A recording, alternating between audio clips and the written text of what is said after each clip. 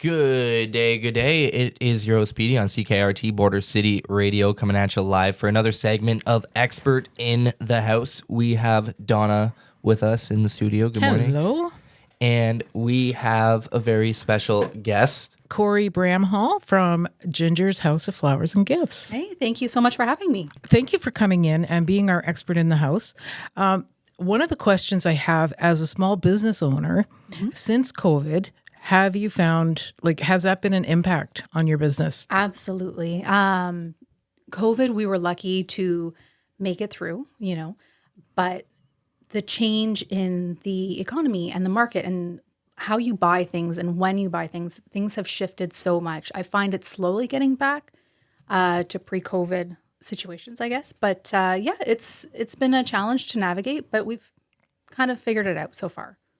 And you just moved. Was your move for a better location, bigger location? Well, the reason we moved is the building we were in on King Street went up for sale, and the gluten-free pantry in Kingsville, they purchased it, which is great. One more business in town. So we had to look for a new place to rent. And when we did find out we needed to move, the location at 357 Queen Street was the only vacant building for rent in Harrow. And we are a Harrow business. This is our community. This is where we thrive. And so we were just meant to go there, which it's been great so far. Yeah, I'm looking forward to seeing it. We'll be there. Sorry, my alarm's going off. That's my husband going in and out of the house. Yeah, I'm looking forward to seeing it. Thank you. So I was in your shop before you guys moved. Yes. And I had bought a few little things, and it was beautiful. Thank you. Yeah.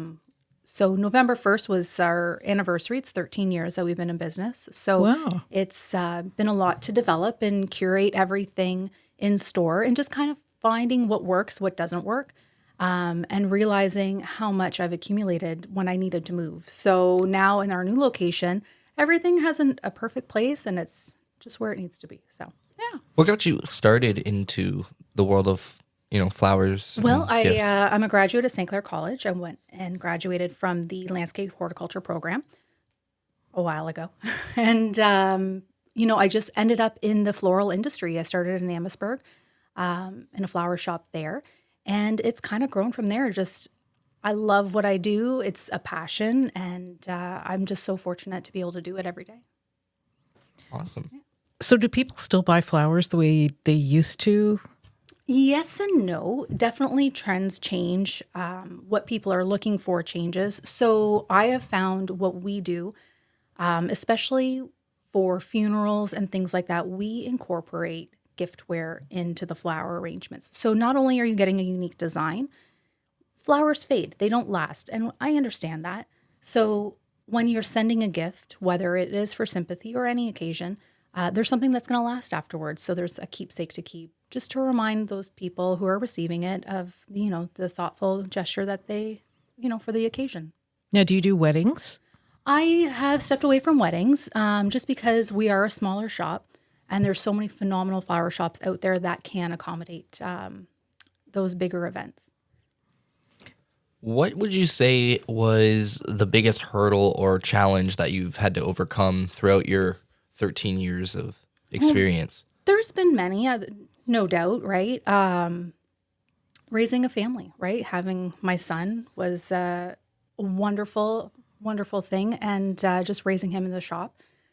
COVID, obviously. That was a huge challenge, but I've been very lucky, and we've managed to overcome really all the obstacles that have been thrown our way so far. So, What's your favorite part? Favorite part of owning the shop? That's an excellent question. Just getting to do something I love every day and having, the most amazing staff with me by my side and my family and friends by my side and supporting me every step of the way. It's been an amazing journey so far. And least favorite? Least favorite? There's not a whole lot. Grumpy customers, I guess. I don't know, but I try to make it a better day for them with, whatever they're looking for. So I don't know how they could go into your store and still be grumpy. Well, I hope they leave happy.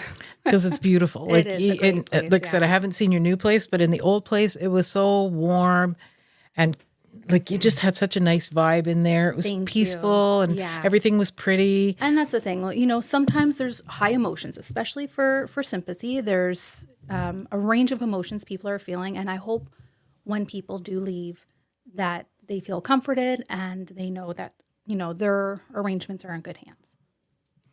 What's your favorite flower?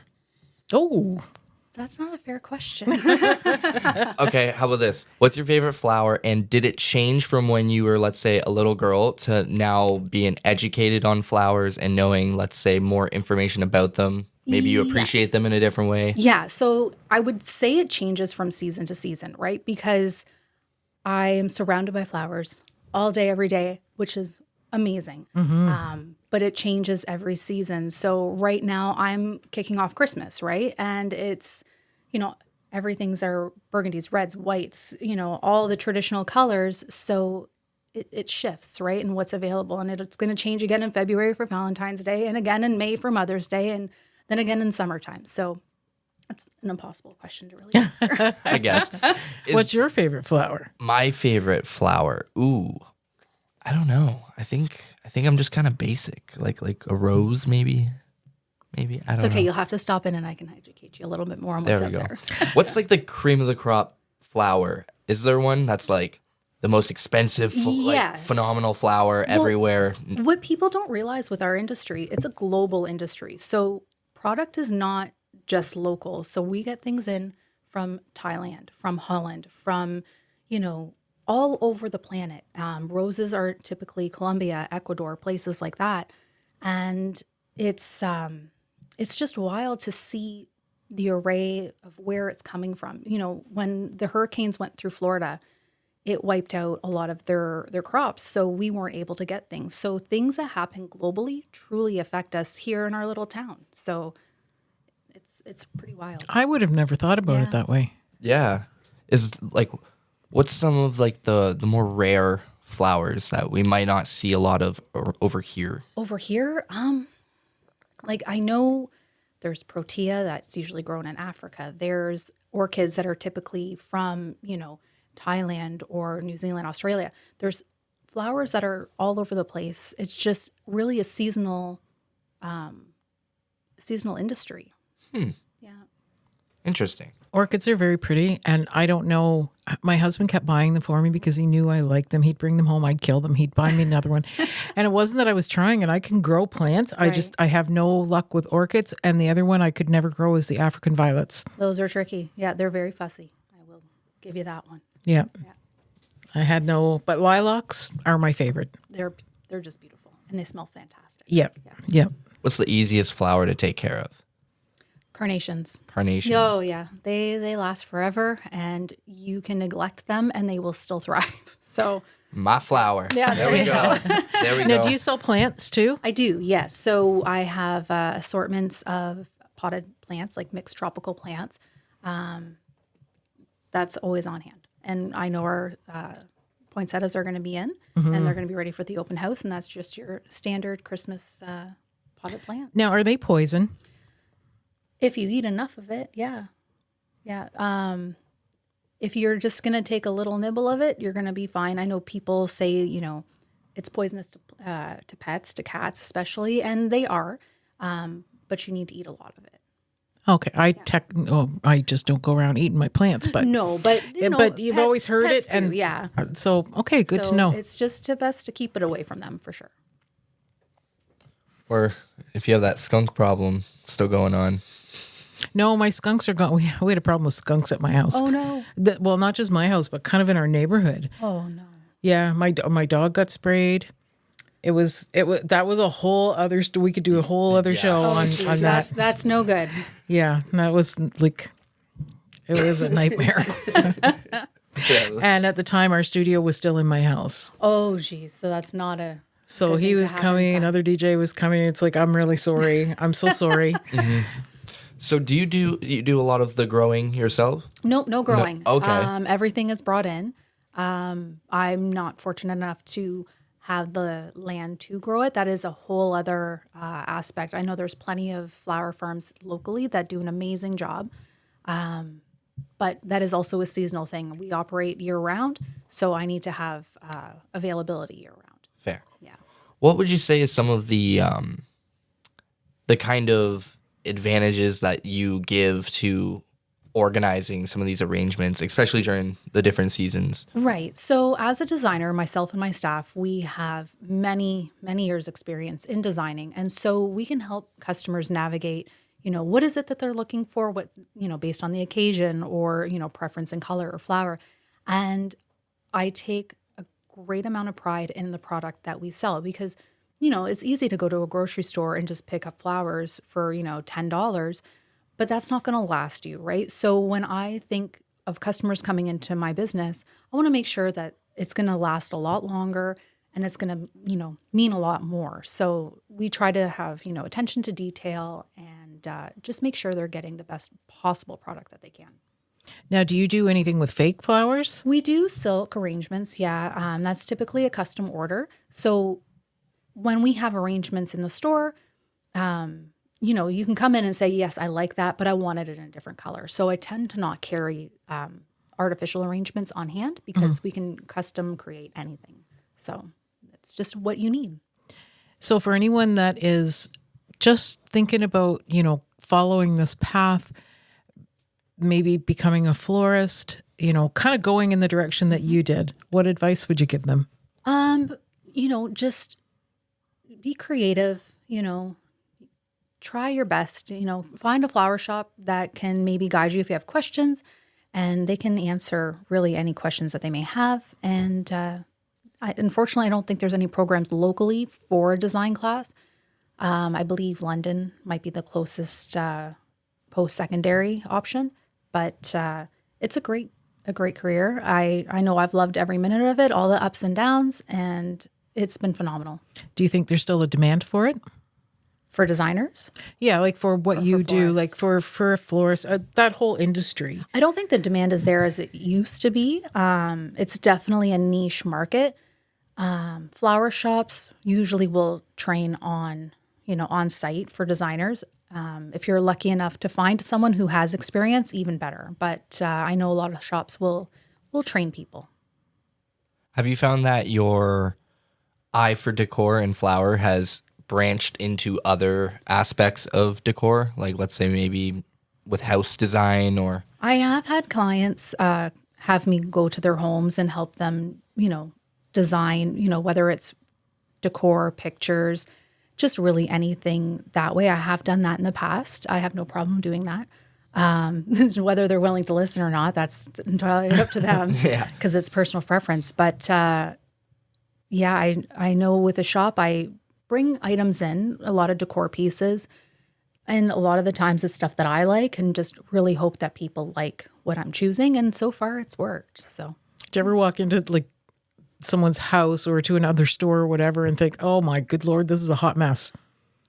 I will never admit it. Well, I know you couldn't say it out loud, but people's taste is their own, right? When you feel comfortable in your own home, that's what you want, right? But whether it's to my taste, could be something completely different. So. Good answer. That was very smooth. Yeah. The polite way of saying, if you want to live in your own chaos, go for it. But I'll be fine over here where it's nice and pretty. No, I think there's a lot of people out there that might be lacking the creative eye or, expertise when it comes to that kind of stuff. So it'd be very, very helpful to have someone like you come in and be like, nope, that needs to go. You need something like this. Well, it's not even just the flowers; it's the colors. Yeah, right. Yeah. How you have everything to know goes. Design, and that's the thing. You have to know what colors work, what goes with other things. And I find these days, though, Pinterest and just social media, it goes a long way. People can do a lot of research. I know I spend way too much time on Pinterest. I love Pinterest. Yeah. Do you have a lot of people come in with Pinterest photos saying, all I need the you, time. kind of like a hairdresser? Mm-hmm. Okay. Yeah, all the time. And 9 times out of 10, they don't realize what they're asking is not possible because they're showing me a picture of artificial flowers, but they want it in fresh or vice versa, and not realizing that it's not possible. So, after trying to help them find something that they can do with what they're looking for, we usually come to, decision on final design and product. But Yeah, it's handy, but it can also be a disaster. So, Any final words you would like to share with listeners? well, yeah, I'd love to invite everybody to our new location at 357 Queen Street, right next to Subway. It's been completely renovated and it looks phenomenal, both outside and inside. A lot of work has been done. I do want to thank my contractor, RCC Construction out of Amherstburg. Reese has been phenomenal in helping me every step of the way. And our Christmas open house is today, tomorrow, and Sunday. So stop on out. Everything will be 13% off. If people want to check out your website, it's at www.gingersflowers.ca. You can see, all of her different fall decor at the moment. There's other occasions, flowers. You can check out more about them. And they have a lot of stuff to see. It's a very beautiful website. Thank you. Yeah, and people can check us out on Facebook and Instagram as well. Yeah, if you go to our Facebook, there's a link to your website as well. And there will be one on our website, a link to yours. Fantastic. Thank you. So people have no reason not to go, Right? not to Exactly. visit. It's the prettiest darn flower shop around. That's right. Alrighty. Well, thank you so much for coming in, Yes, Corrie. thank Thank you you so so much much. for having me. You just heard Corrie share her experience and what she does at Ginger's House of Flowers and Gifts. If you want to go give her a shout, you can go ahead and do that. You can also check her out at Ginger's House and Flowers and Gifts this weekend for their open house. We'll see you all on the next episode of Expert in the House. I'm your host, Petey, I'm Donna. and we will see you on the next one. Take care, everybody.